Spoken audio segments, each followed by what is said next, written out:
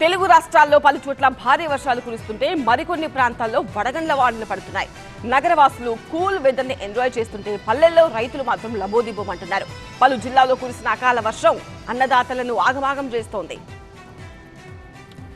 తెలుగు రాష్ట్రాలకు అనుకోని అతిథి వచ్చాడు. మార్చిలోనే భానుడు మంటలు పుట్టిస్తుంటే సడన్ గా ఎంట్రీ ఇచ్చాడు వరుణుడు.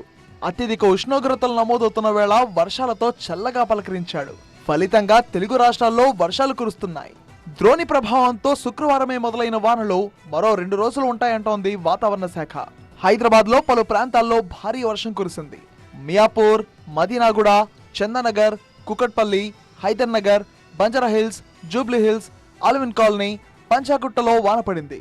ఇవాళ రేపు కూడా హైదరాబాద్ లో తేలికపాటి నుంచి ఓ మోస్తారు వర్షాలు అక్కడక్కడా కురిసే అవకాశం ఉన్నట్టు వాతావరణ శాఖ వెల్లడించింది.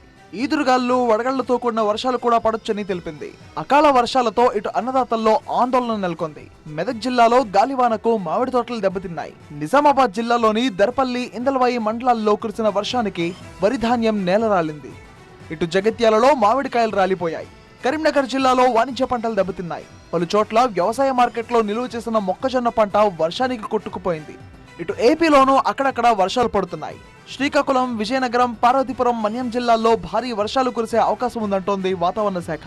మొత్తంగా అకాల వర్షాలు నగరవాసులకు కాస్త రిలీఫ్ ఇస్తే అన్నదాతలను మాత్రం ఆవేదనకు గురిచేస్తున్నాయి. మరో 2 రోజుల పాటు వర్షాలుంటాయనడంతో రైతన్నలకు కంటి మీద కునుకు లేకుండా పోయింది.